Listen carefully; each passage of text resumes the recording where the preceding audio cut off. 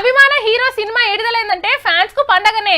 ఫ్లెక్సీలు బ్యానర్లతోని టాకీస్ మొత్తం ముస్తాబ్ చేస్తారు, పెద్ద పెద్ద కటౌట్లు పెడతారు, పాలాభిషేకాలు చేస్తారు, పటాకులు ముట్టిస్తారు, తీన్మాన్ సపోర్ట్లకు స్టెప్పులు వేస్తారు. అట్లనే హీరోల బర్త్డేలైనా ధూమ్ తడాకా ఉంటది. ఎంత ఎక్కువ మంది ఫ్యాన్స్ ఉంటే అంత తోపు హీరో అన్నట్టు.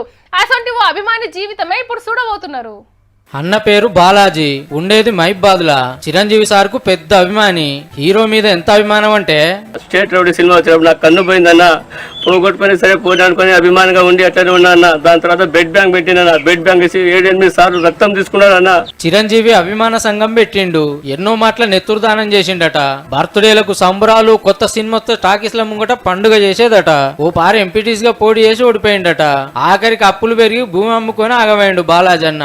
ముగ్గురు ఆడపిల్లలు, ఇల్లు లేదు, చేతులు ఏకనా పైసా లేదు. చిరంజీవి సార్ వాళ్ళ ఆఫీస్ కి ఎన్ని మాటలు పోయినా పైసా సాయం చేస్తలేరని బాధపడుతుండు. ఉన్న భూమి మా తాత ముత్తాత భూమి అమ్ముకున్నా, ఇల్లు కట్టుకోలేకపోయినా, నా ముగ్గురు ఆడపిల్లలు వెళ్ళికొచ్చారు, నేను ఏం చేయాలని. ఇసొంటి అభిమానులు అందరు హీరోలకు ఉంటారు. మీ హీరోలు ఏమన్నా పైసలు పంపినారు, టాకీస్ల కాడ పటాకులు కాల్చుర్రి, బర్త్డేకు సంబరాలు చేయురని. ఉబ్బాక మీరే ఖర్చు పెడతారు, మీరే మురిసిపోతారు. హీరో గారు పబ్లిక్ తిప్పలు సినిమాలో పట్టించుకుంటాడు గాని బయట కాదే అన్నలు. సినిమా అనేది వాళ్ళకు బిజినెస్, అది అర్థం చేసుకోకుంటే ఉత్తగా ఆగమయ్యేది అభిమానులే.